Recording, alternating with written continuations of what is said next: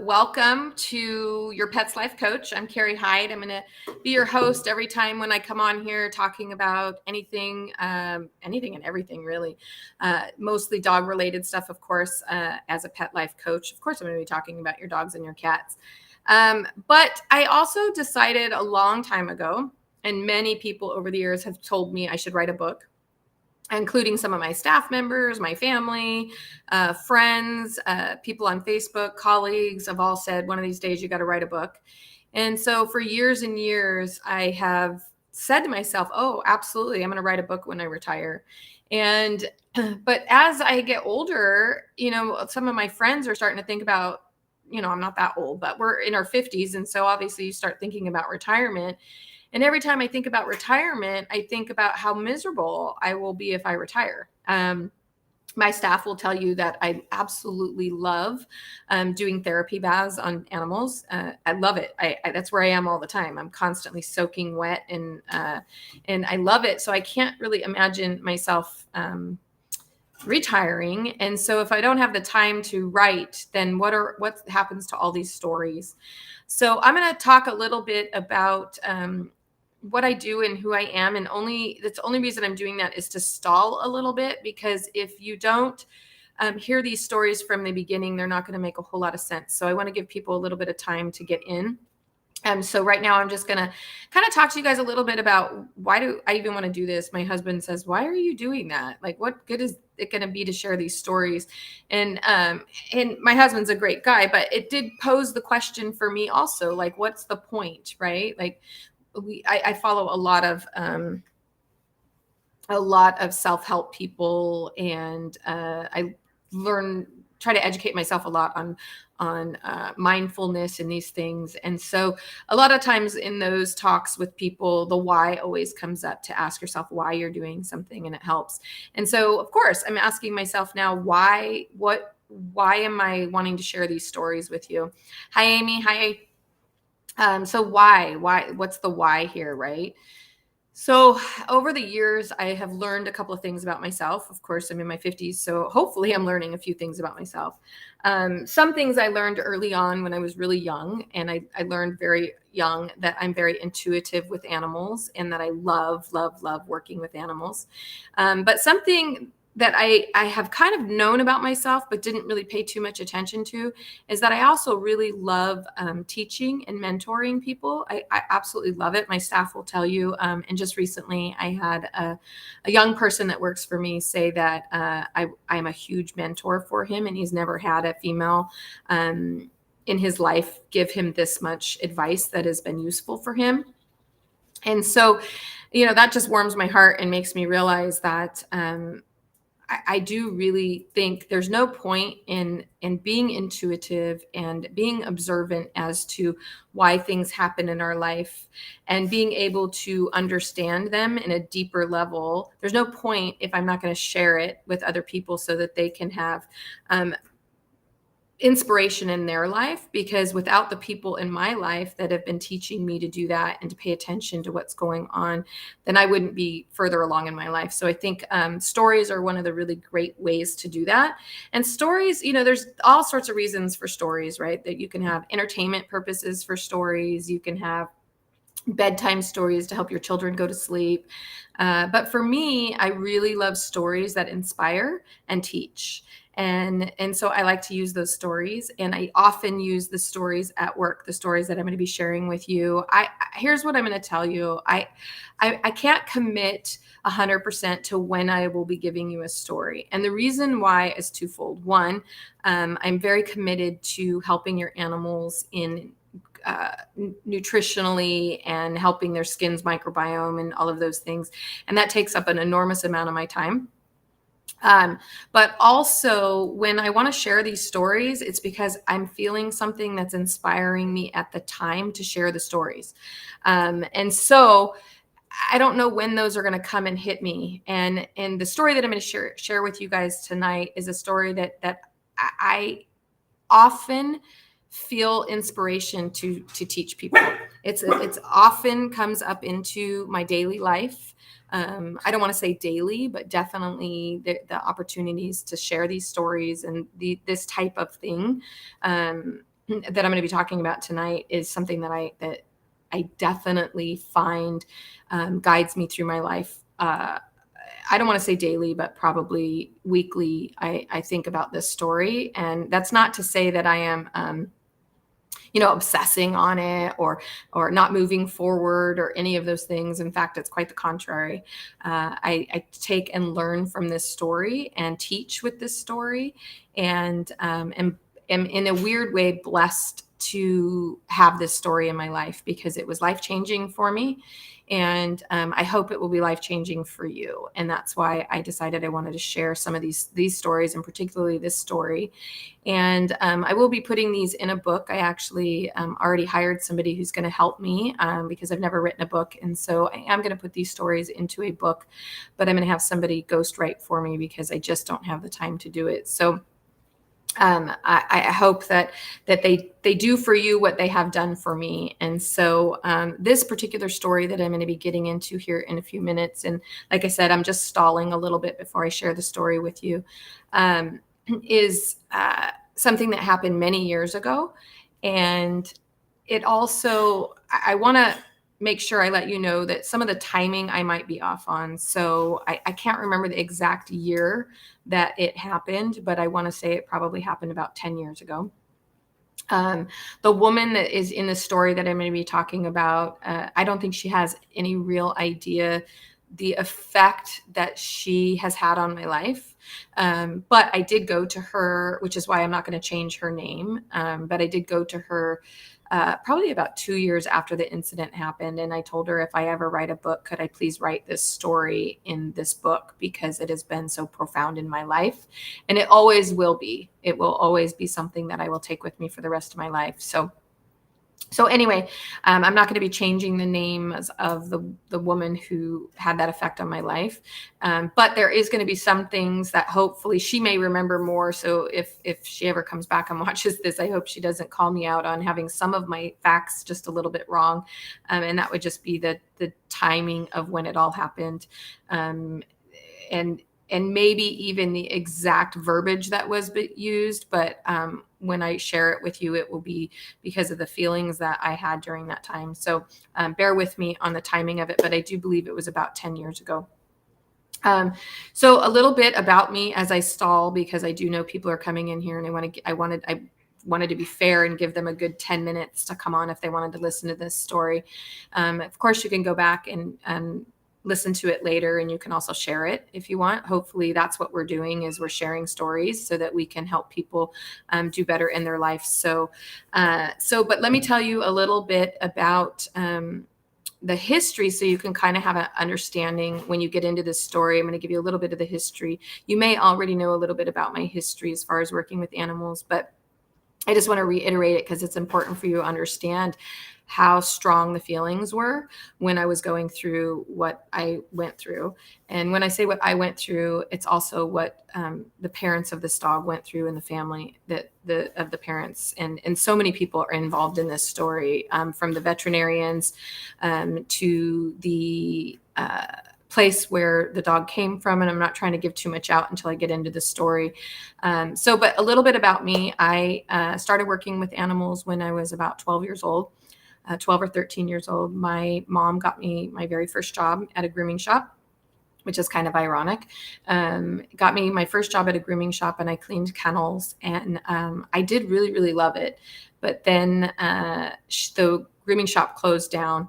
And so then I got another job. I started working at like kids do. I started working at like Burger King, or I worked at Wendy's for a while, those kind of things. But then I quickly got a job at a veterinary hospital. My friend got me that job, and that was kind of all she wrote. I worked my way up at the animal hospital. I became a veterinarian technician. And then I started learning how to groom dogs. And then I decided that I wanted to leave that field. And I went back to school and got a degree in argumentation and debate. And I competed in college debate for 4 years, and heavily competitive, and loved it. Traveled all over the country debating, and it was really quite awesome. And I opened up the Spaw in order to pay for college. And so my goal was not to continue with the Spaw; it was to become a debate coach. But I opened up the spa and because I had such a huge love for animals and I had a lot of knowledge just that I had gained working with the veterinarians over the years and stuff. And so I opened up the spa and I was going to school part-time and working at the spa. And then the spa became, it was doing really well. And I was getting a lot of clients and I was realizing that it was so awesome to be able to make the decisions for these animals on my own without the veterinarians making the decisions. Because to be honest with you, some of the stuff that the vets did, I was real uncomfortable with, but I was young, so I didn't know. And now the decisions fell on me. So when I opened it, my father-in-law will tell you I was very naive. I just opened up a business and how hard can it be? I even told him that. How hard can it be? Everybody will love me. I love their animals. How can it be? And I could, as long as I do the right thing always, then nothing can go wrong. And I was so naive. You have no idea how naive I was, but I opened up the spa. I hired my first groomer who is still with me to this day. Her name is Terry and she's just fabulous. And I'm sure she's going to creep into some of my stories over the years when I start sharing more and more stories with you. I know she definitely will. But so I opened it up as a grooming shop and it grew and then it became a boarding facility. But I knew I didn't want to board dogs in the way that the veterinarians boarded dogs. I didn't want dogs to be stuck in cages all day and all night. I definitely knew I couldn't run a facility where there wasn't somebody there at night because back when I worked for the veterinarian hospitals, we literally put them in the cage and then we turned off all the lights and we went home and they were there from, sometimes 6 o'clock at night until we opened up again at 8 o'clock in the morning and they were by themselves. And so I knew I wanted to have a 24-hour watch eye on these dogs. But I didn't realize how much that would become, how important that was until years into it when I would realize that a lot of times when things happen for whatever reason, when things happen, they happen late at night. Very similar to when they always say pregnant moms go into labor at 1 o'clock in the morning. The same thing happens with our animals. When things happen, we have a lot of seizures at 1 o'clock in the morning and those kind of things. So I started to run it much differently and things were going along really well. And so now we're at 12 minutes after the hour. So I'm going to go ahead and share this story with you guys. This is a hard story for me to share. And the only reason I am sharing it with you is because there's so many lessons to be learned in this story. So I hope that when you listen to this, you take this to heart and in the memory of, so I will tell you right now, before you listen to this does have a story that I'm going to cry just bringing that. It's hard for me to say this, but this story does involve an animal dying. And so you probably could have determined that just from the language that I was using, but I was really careful not to just put that out online because so many times people just read something and I didn't want to become the grooming shop that killed a dog kind of situation. So, hi, Diane. So I've been trying to hold back so that you guys could get in so you could listen to this story from the beginning. So this story that I'm going to share with you guys, like I said, it involves the death of an animal, but what you can learn from it is pretty amazing. So one of the things that I told you online that you can learn from this is about rising above reaction. And I that's something that on a daily basis, I practice, and it takes practice because reactions, we learn as children how to react, right? We want, just from an early age, we want our bottle, we kick and scream and cry, and then we get our bottle. And so rising above reaction, when I tell you this story, you'll understand what that means. And also, I want you to take with this the importance of listening to your instincts, because we all have them, but we let life get in the way, and we let other people, and we get all sorts of static, and those things block our instincts. And so those are the two things I really want you to take from this as I get into this story. So I'm going to share the story with you guys about a little dog named Benji. And he was just a puppy. He was a little guy. He was a little Shih Tzu. He was a little tan and brown and tan little Shih Tzu. And I had never met him before. And that's why this story is so profound. It's so unbelievably profound. And it's something I take with me always, because it is very, very easy for us to pass judgment on strangers. And it is very, very hard for us to accept that strangers are not bad people, right? It takes us a long time to build that trust. So you need to know, the most important thing probably to know about this story is the owner of the dog. Her name was Martha, or is Martha.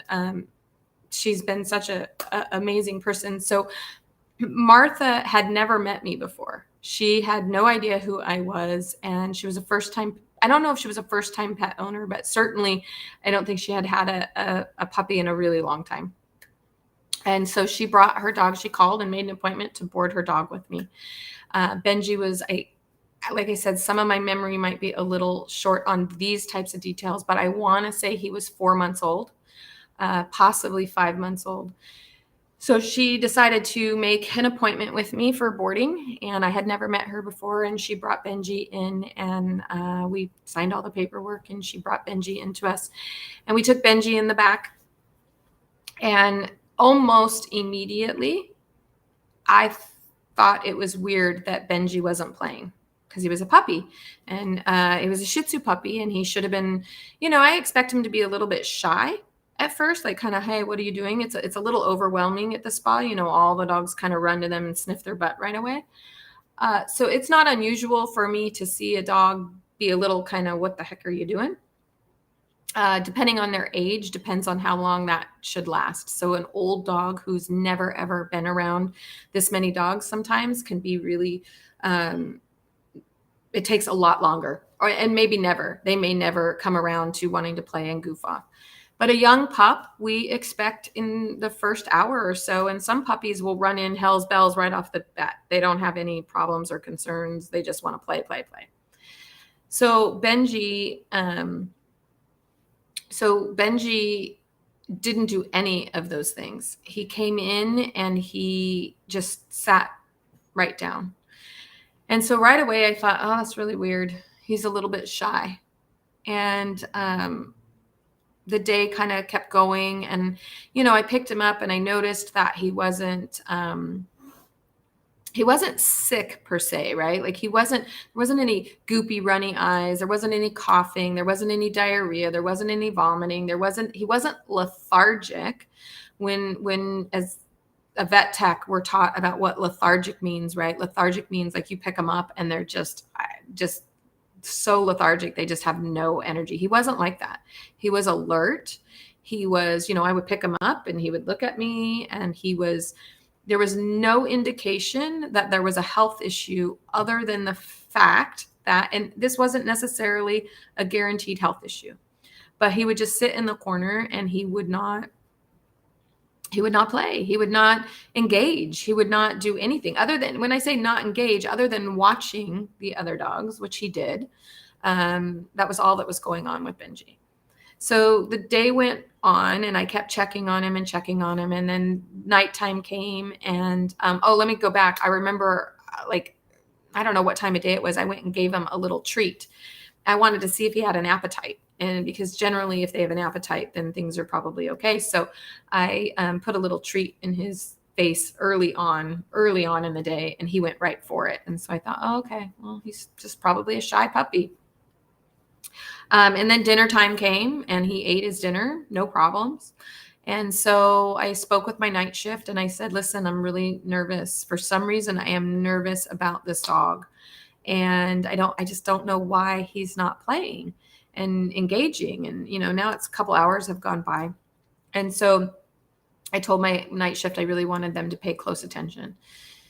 So at 10 o'clock at night, I called in and I said, hey, how's Benji? Is he coming out of the corner yet? Is he playing? Is he interested? What's going on? Nope, everything's fine. He actually pooped. His stool was totally normal.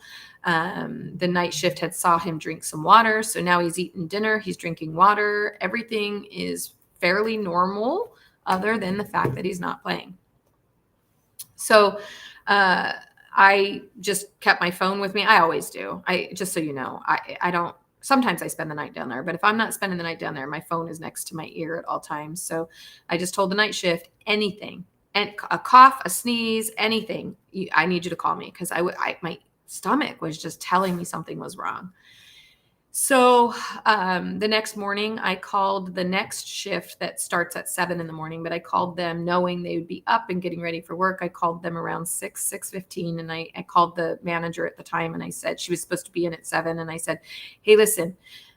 She wasn't there the night before, so I had to give her the rundown. I was like, "Listen, I'm really concerned about Benji. I'm going to be in around 10, but I want to make sure he eats his breakfast this morning and give me all the details when you get there." And she said, "Okay." So she got there. They have to do a pass down. So she came in, did the pass down with the night shift. The night shift said, "No, he's fine. He's not been crying or doing anything." So she went ahead and fed him his breakfast. They eat breakfast at 7 in the morning, and he gobbled up his breakfast and he ate his breakfast, no problem. And then I got a call around 7, I think it was around 7:30 in the morning. And she said, "No, he ate. He ate. I mean, he's still not walking around or anything, but he ate. He seems fine." I said, "Okay, well, I'm going to come in. I want to get his temperature. I'm getting a little concerned." And so I started getting ready to go into work a little early. I don't even know if I told the owner of this dog all of these details. I don't. In fact, I know I didn't because I just didn't want to put more on her. So anyway, before I could get to work, I think it was about a half hour later, I got a phone call. I got a phone call from my manager at the time that they were doing CPR on Benji and they were on their way to the hospital with Benji. That was the scariest call I can ever remember getting. Like it's such a blur. I don't even remember other than just what hospital are we going to? And I rushed over to the hospital and ran into, and I still remember I could still remember the doctor's face when she came out and told me that they couldn't save him, that he was gone. He was gone before she even really managed to do anything. He was gone. And I just remember thinking, like, how? He's just a puppy. He's just a puppy. How? Like, what could possibly? And then I went from just this unbelievably overwhelming reaction to what I tend to do, which is why, fix it, make it never happen again, and sadly, who's at fault for this? And so I immediately said to the vet, "Can you do a chest X-ray?" Because instinctually I knew this had to be heart. Something was wrong with this dog's heart. It had to be. And so she said yes. And then I remember sitting in my car for, God, like 10 minutes. And it was hard because I wanted to just sit in my car and just cry. And, but I knew I had to call an owner and tell the owner, how do you even say those words? Like, I didn't know how I was going to do it. And I just wanted to crawl under a rock. And so I remember sitting, I can remember it very clearly, sitting in my car when I called my husband at work. And he knows me well enough to know. And I said, "You need to come home. You need to come home from work. I can't do it." I just remember saying over and over, "I can't do it. I can't possibly call this person who doesn't even know me and tell her that her precious puppy just died. And she's on vacation with her family. And how am I going to, what words do you say?" There was a moment where I thought I was going to let the vet do it. I can't pass the buck, right? So I went back to work. And when I got back to work, my staff was just in total disbelief what they just went through, because remember, they tried to do CPR and they all witnessed it. And so I just sent them all home. I got to work. My husband came in and I sent them all home. I just said, this isn't, I called all of these clients of these other dogs that were there for grooming. And I just told them that we had an emergency and could they come please pick up their dogs. And so, and then I knew I had to call Martha, that is the owner of the dog. And I had to call her and tell her this horrible news. So my husband got there and held my hand through all of it. And he just reminded me that there's nothing you can do except be compassionate, which was going to happen no matter what. And just to tell her the truth. And the truth was, I didn't know. I didn't know what happened. Well, before I got a chance to call Martha, I got a call from the veterinarian who did that chest x-ray. And when she called me, she told me that Benji had enormously enlarged heart. And she was surprised that he even survived this long with that large of a heart. And when I started explaining to the vet what I had experienced, what she said was he probably had such a hard time getting oxygen that he knew he had to stay still and not walk around and play. So, sorry, Nilsa. I know I'm trying not to, it's just awful. It was the most awful day, but that awful day turned into the most profound thing, one of the most profound things in my entire life. And I'm hoping that this story will encourage you guys to do this in your life, because there are really good chances, opportunities that happen in our life every day to make such a huge difference in someone else's life. And Martha was that person. She's one of the people that have done that for me in my life. So I knew a couple of things. I knew I needed to be compassionate. I knew I needed to be honest. I knew I needed to be direct. I knew I needed to allow her to react in any way she needed to without me getting defensive. So if she needed to cuss me out, yell at me, name call, blame, I was ready for it. I knew I needed to do that for her. And then when the emotions would go away, then we could talk about the other part of it. So I picked up the phone and I knew I couldn't cry. I knew I needed to be compassionate, but also this wasn't about my emotional state. It was about her family's emotional state. They just lost their dog that they had been loving on for months. And he was special. He was a special little guy. And I don't think, sometimes I think things are put in our path so that we can become the people that we're meant to be, but we have to listen. We have to listen to these moments. And so I picked up the phone and I somehow managed. I don't, if Martha ever hears this, I hope I didn't cry. My intention was not for this to be about me. So I picked up the phone and Martha answered and she said, she said, "How's Benji?" Shit. And I just said it. And it's hard for me to say it to this day. It's hard for me to say it, but I just said it. I said, "I'm so sorry, Martha, Benji died." And she said, and this is where I want you to know, when I talk about rising above reaction, it's a hard thing to learn. And I don't know if Martha practices it. I don't know if it was just her natural instinct. I don't know what it was, but I remember very clearly what she did and how she said it and what her tone was. And she said very kindly, matter-of-factly, "What happened?" She said, "What happened?" She didn't say, "What did you do?" She didn't blame. She didn't name call. She didn't do any of the things that I feel like I would have done, right? I feel like I would have been like, "What the hell did you do to my dog, you stupid da, da, da, da," back then. I think that's what I would have done. Now I know that's not what I would do, because I've learned that we need to rise above our reactions, because you never really know what your reaction can set in motion.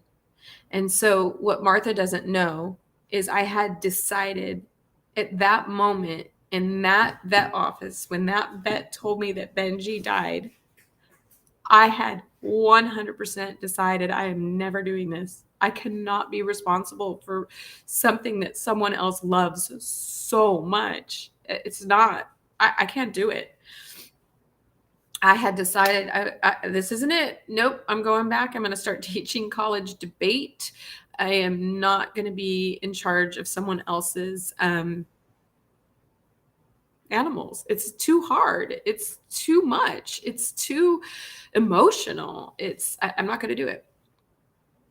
So then after Martha asked me what happened, I told her, I don't know. I said, the vet just called me and said that she took an x-ray and that the heart was very enlarged. And this story has not even begun to scratch the surface. I've given you guys the beginning details, but when you get into the story, it's so much deeper. So Martha says, what happened? And then I end up telling her that the veterinarian said that he had an enlarged heart. And then I remember asking Martha when it seemed like there was a window of an opportunity for me, I begged her to get a necropsy. Because that's me. I want to know what happened and why this little puppy had an enlarged heart and why it didn't get caught and why he had to just die at the spot. And what is also something that I take with me, even though it's hard, I am so thankful that if he was going to die, that he died at the spa, because I wouldn't have wanted her family to see that or to have to go through that or remember that or have him die in their home right in front of them. And so that's how he was supposed to die. And I accept that. But so I remember wanting to do a necropsy, and I asked Martha to please do it. We needed to find out what happened. So Martha was away. So it wasn't like she could get back immediately, which, can you imagine? Like, you're on vacation, like you're not going to enjoy your vacation at this point. And she had kids. And so they came back. I remember it was a couple of days later. We had closed the spa for the rest of that day and the next day because I couldn't even function, and neither could my staff. And so even though we had boarding dogs there, we were taking care of the boarding dogs, but we canceled all of our grooming, and we didn't tell anybody because, obviously you're going to get judged and people are going to think we killed an animal, and it was awful. And I didn't talk about it for many years because I was so concerned that people would, not want to bring their dogs to me and not trust me. And so let me continue on with the story because it is really, really amazing. So I wanted Martha to do a necropsy, and when she got back, we discussed it, and she wasn't comfortable. She didn't want to push it any further, and I understood. But I did ask her a couple questions, and I was able to see the medical records that the veterinarian that we brought Benji to got a hold of the medical records from where Benji came from. So, and this is where I knew I should have brought tissues. I'm such a crybaby, and I'm getting worse as I get older. Benji came from a pet store. So Benji was bought at a pet store called Russo's. And they used to be in Newport Beach, California. They're no longer there. And I don't even know if I ever shared this information with Martha. I don't think I did, because it's just, sometimes you just think, God, the pain is so bad. Do you need to add to that pain by telling people more and more and more? But I can't remember if I told her or not. But anyway, so this is how interesting this story gets. So I find out that Benji came from a pet store. He's bought from Russo's. And when she got him, they have a veterinarian that they send their pets to that is paid for. So you buy your dog at the pet store, and this is where I'm going to get angry. So I'm going to try to rise above my reaction, but it's hard. So especially when this is true. So it's not like I'm assuming. I know the facts of this case. So he comes from the pet store, and he is sent to a veterinarian hospital that is paid for by the pet store. So basically you get the free checkup. if you buy your pet from the pet store, you get to go to this vet and then it's a free checkup. So she goes to that veterinarian who does the checkup, who says the dog is fine. But the dog had an upper respiratory infection. And so they gave him some antibiotics for the upper respiratory infection.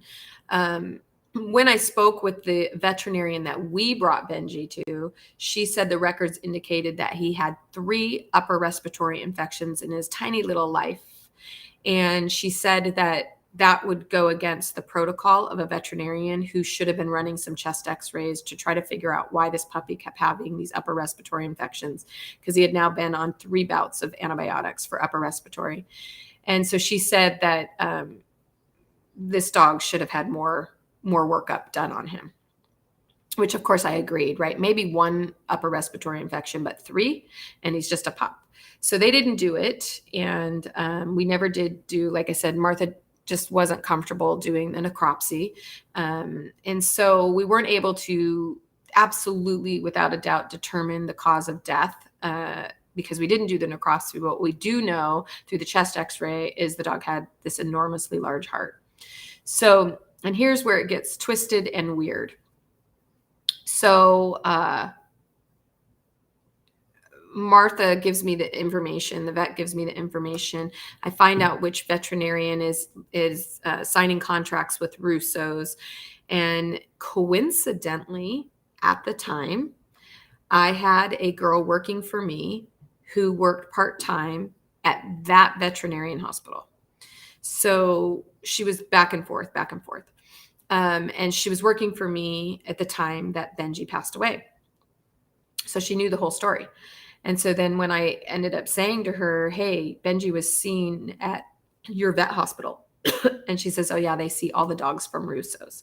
And so I said, what do? They just say they're all healthy and send him off? And she goes, I don't know. Because she was working in the grooming department. So she had really no idea what was going on with the vet hospital part. She just knew that a lot of Russo's puppies went there.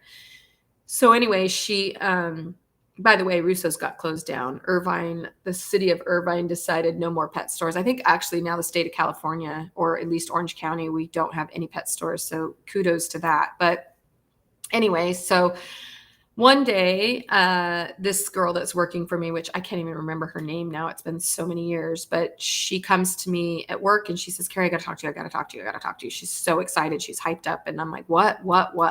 This is probably about a week after Benji died. And she was walking by the owner of the vet hospital's office, and the door was ajar, she said, just a little bit. And she could hear the conversation that the head vet was having with another vet. And he was insisting to this younger vet that she has to basically tell every Russo pet owner that the dog is fine. And she's arguing with him. And she's saying, I can't do this. Like, these dogs are sick. I'm not going to do this. And then they start talking about Benji. And he's like, you just need to do what I say. We have a lot of contracts with Russo's, and you just have to do what I'm telling you to do. Well, she got fired. That veterinarian got fired. Or she gave her resignation, and I don't know exactly how it went down. I can't remember if she said, no, then I quit and took the resignation, or if he actually fired her. But anyway, so, which was awesome of that vet to basically say, no, I'm not doing this. If they're sick, they're sick. Now, keep in mind that pet stores have contracts with people. When you buy a pet from a pet store, the contract states that if the animal is born with any kind of medical condition, then you get your money back and you can bring the puppy back, like anybody would do that. But it's in the contract that you can get your money back and give the puppy back. But if it's something contagious like parvo or something like that, then they don't have control over it. So if this dog did indeed die from an enlarged heart, that is something that they don't want, that they're going to want to sweep under the rug, right? Because they don't want to get their money back. So anyway, what is also super cool about this story was fast forward about 3 years after that, right? I'm just furious. There's nothing I can do about it. There's literally nothing. A, it's not my dog. B, it would require a lot of investigation. And it is really hard for us to get anybody to care about these animals. To this day, they're still considered property. Nobody cares. So there wasn't really much I could do. And so it just, over time, it just kind of went away. And believe me, the story ends with a very cute little thing I'll tell you at the end of the story, but I want to save it to the end.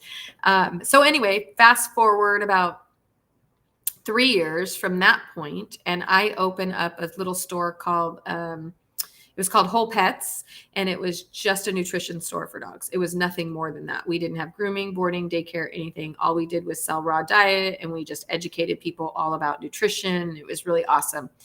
And one day, in walks this woman. I have no idea who she is, and she wants to buy a raw diet, and but she already knew all about the raw diet. And which was weird. Usually new clients are like looking for something like a kibble or something. And she says, "Oh no, I love the raw diet." And I said, "Oh, don't tell your vet because, they don't like it." And she goes, "Oh, no, I'm a vet. I love the raw diet." And I said, "You're a vet?" And she said, "Yeah." And so we became friends after that. Of course, I was like, "Oh my God, a vet that understands nutrition." I just wanted to hug her and love her. And she's still in my life to this day. But here is what is really interesting. So about 2 years after that conversation, I was at lunch with her. I think we were at lunch when this all came out. And I'm sure you probably could figure out where I'm going with this. So I'm talking with this veterinarian, and somehow this story gets brought up because, like I told you, this story has been is very profound for me in so many ways. And I take it with me all the time. And I share this story with my staff all the time. And just throughout my whole life. So at some point, I'm sharing this conversation with this particular veterinarian. And all of a sudden she goes, "Oh my God, I was that vet. She was the vet that got fired." And so it's weird how, I mean, it gave me chills then. I hope it gave you guys chills now. But she was that veterinarian that got fired in that office from that other veterinarian who just was all about the money. And she went on to open up her own shop and her own animal hospital, and she's just been amazing ever since. And it's just an amazing story that just, it's weird how it's weird how things just kind of all like come together, like every little aspect of that story. Benji coming to me that night, right? Because nothing really changed. Sure, there was a little bit more stress because he was out of his home, but Benji coming to me then on that night, it was the first day that he was with me that he died, so that he didn't have to die in his parents' home. It be that Benji getting adopted by Martha, right? Because had Martha been anybody else in this story, if Martha had yelled at me, called me names, reacted in any different way, I don't think the spa would exist. Because I am telling you, I did not want to do it. I still, every single time someone boards their dogs with me, I remind my staff all the time, you don't want to have to do. Now, this was not our fault. This had nothing to do with us really at all. Although I still blame myself for not listening to my instincts. And so now, sadly, almost to a fault, I sometimes overreact when an animal isn't actually sick because I'm constantly intuitive to it and I pay close attention. Nilsa, you're listening. It's just like your little dog, your little Yorkie, when the vet told you that she probably scraped her back underneath a table. I was like, no, there's something wrong with this dog. Like no, she didn't scrape her. There instinctually, I was like, no, there's something wrong with her. She's losing weight. And she didn't just scratch her back. Like, she's losing hair. She's losing weight. She's sick. There's something wrong with her. And to this day, because of Benji, I listen to my instincts and I try to teach my clients, listen to your dogs. Don't let someone just pass you off as, oh, well, it's just an upper respiratory infection. Oh, it's just your dog scratched his back at the daycare. No, he didn't. It's instinctually, we need to listen to She wasn't just losing fur. No, she was skinny. She was losing weight. She was in awful condition. And we got to pay attention to those things. But those, when I think about how all of that got set up, and although sometimes we can say stuff like, why me? Why did Benji have to die at the spa? Why did I have to do it? But Oreo.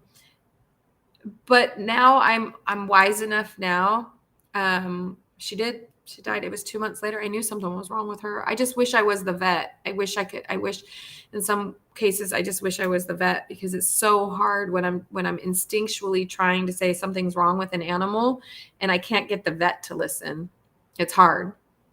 But we have to listen to our instincts, guys. And you have to please, please, please think about Martha when you're mad, when you're upset, when you're whatever reaction you are doing, please, please, please think about your reactions, because I'm telling you, in the time from when Benji died to the time now, the spa is not about me, just so you all know. Like, the spa is not about me. Within the spa walls is an environment in which I'm hoping that we are all creating. And when I say all creating, I mean it comes together. It's the energy from our clients. It's the energy from our staff. It's the energy from the animals, a place where we can learn. And I think over the years, I've watched so many animals grow and learn and make friends, and clients make friends. And it's so much bigger than anything I could be, but it would not be here if Martha would have reacted in any different way.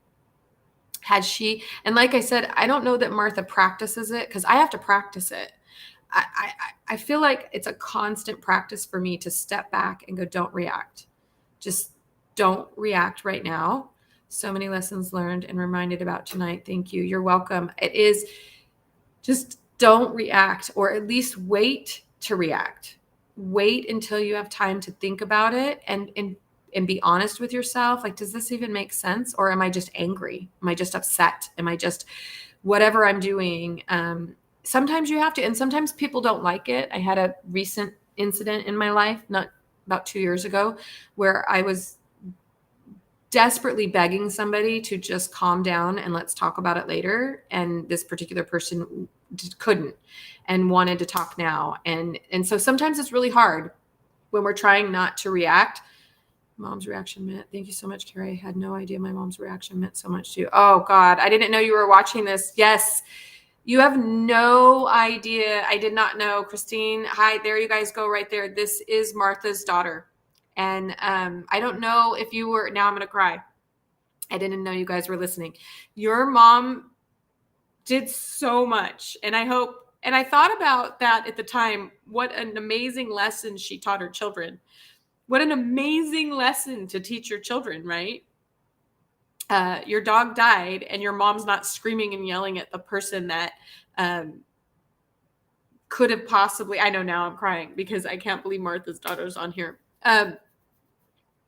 It is, if it wasn't for your mom's reaction or for Martha's reaction, I don't think that all of the animals that have been able to come through the spa and make their friends and be a part of our life would exist.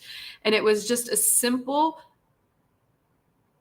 beautiful moment. And one of the things I'm going to share more with you guys. So Martha, during that conversation, also asked me how I was. I remember her saying, "How are you?" And I just remember thinking, how on earth is this woman able to ask me how I'm doing? Jesus, I'm not doing now. And it was 10 years ago, I think. Maybe Christine can help me. I don't remember how many years ago it was. But so think about how you react and how that domino effect of what it can do. You don't want to be the reason that something like the spa doesn't exist and you just have no idea. We can't see the future. So please rise above your reactions. She never harbored any negative feelings to you at all. We always knew you had a best interest. You know what is so weird about that though, Christine, is that she didn't even know me. Like, that was the first time Benji had ever come. She did not know me. So it was 11 years ago. Benji was so cute. Okay, so now I told you guys I was going to share with you some cute stuff. Okay, so fast forward a little bit, not too, Christine can help me out here on the timing. So I get a phone call one day, maybe 6 months later, I guess, I don't really know. And it's Martha. And she says that she got another dog. I said, "Oh my gosh, you're kidding. What did you get?" And she got another Shih Tzu, and she named him Teddy, and he was a little black and white Shih Tzu. And so she wanted to bring him to me, which was just like, wow, right? Like, wow. That takes a really, really amazing deep down, like we can all say, "Oh, I don't think it was their fault or they didn't do this," but she had to have believed it. She had to believe in her heart that there was no ill will on our part, because she started bringing Teddy to us. Thanks. So she brings Teddy to us. He's this little black and white Shih Tzu. And here's the greatest thing ever. And I'll never forget Martha saying this to me. She's so cute. She says, "So it turns out these dogs are really hyper." She said, "I had no idea." And she now recognized that that Benji had probably been sick for a really long time because he never played. And she just thought he was a really mellow dog, which is sad, but also kind of cute and funny in the same way, because I can't even see out of my glasses. They're fogging up so much because I'm just crying so much. But anyway, so Teddy came to us for a very, very long time, and I got to watch him grow. And then they moved, I believe it's to Arizona, so I don't get to see Teddy anymore. And Christine, I hope Teddy's doing well. He was such a cute little puffball. And then they moved away, so I don't get to see Teddy anymore. I can't believe it was 11 years ago. I mean, I knew it was right around that time, but 11 years ago. So, but they brought Teddy to me for years, and I got to watch, I get to see the family and Martha. And that's why I know Martha knew I was going to share this story someday, because I told her, if I ever share this story, can I please, I wanted to write it down, and I want to have it in there. Teddy's doing great. He's so mellow and perfect. He wasn't so mellow when he was a puppy, but he's definitely getting older, so I'm sure. But he was such the perfect little dog. I just loved him. A little puffball. I miss him. And your mom and your dad. How's your dad? I'm pretty sure they love him more than me.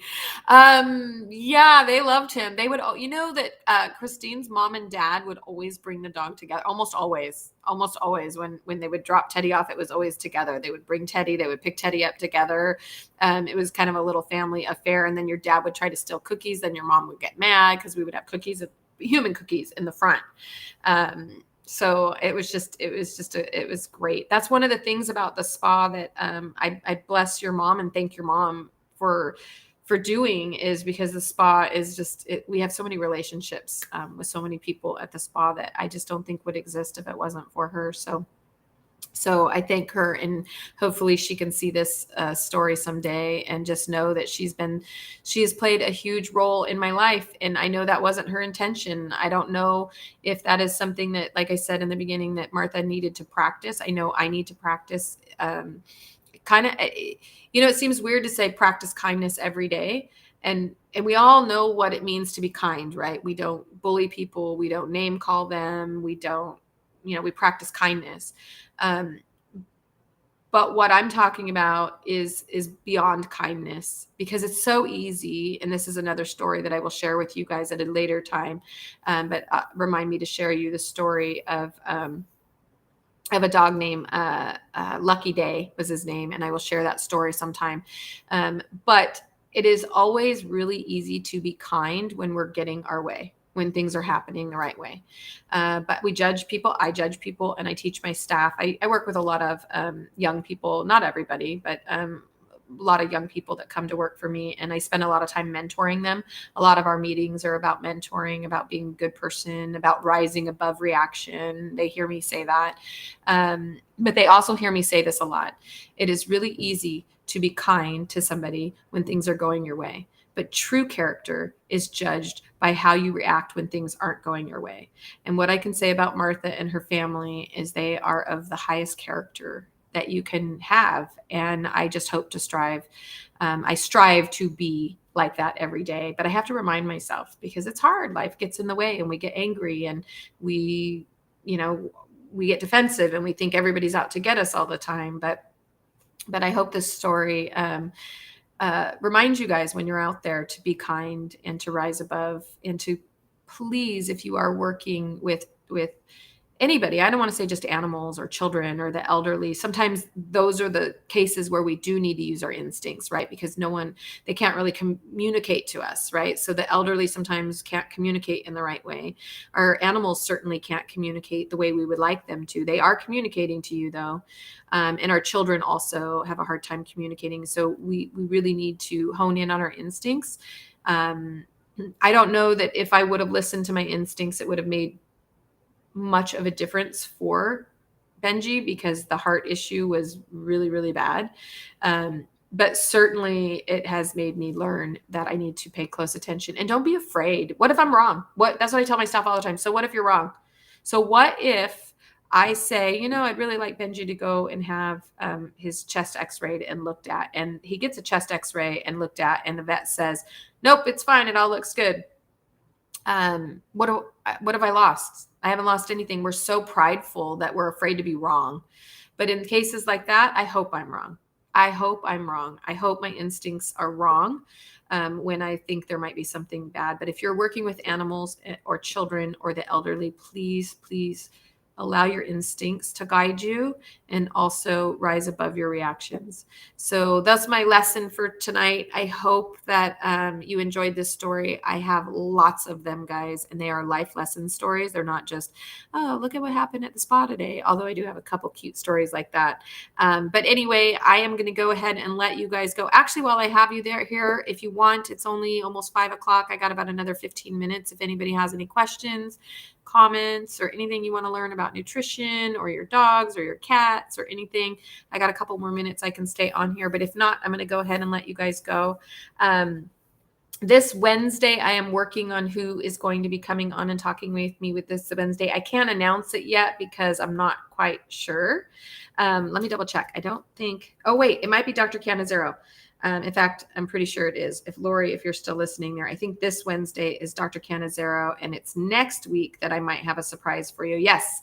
So this Wednesday at 4 o'clock, I have Dr. Canizero coming on. She hasn't been on in a while either, so super excited to talk to her. If you don't know about Dr. Canizero, she is a holistic homeopathic veterinarian, which is, whoa, that's like major stuff. So she'll be this Wednesday, but the following Wednesday, I think it's the 14th, I might have a little surprise for you. So I can't announce it yet because I'm still working out the details and we're not really sure.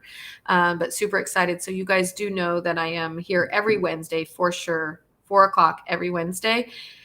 But I will be periodically sharing these stories with you and hoping that they will inspire you and something that you guys can share and learn along with me. And hopefully I'll get them in a book pretty soon. Okay. All right, guys, it looks like there's not any questions. So I am going to go ahead and let you go. You guys have a wonderful, wonderful night. Christine, please tell your mom I said hi and your dad, and give Teddy a big giant hug for me. And I'm glad you guys were here to listen. So you guys take care, everybody. I will see you later. Have a good evening. Bye.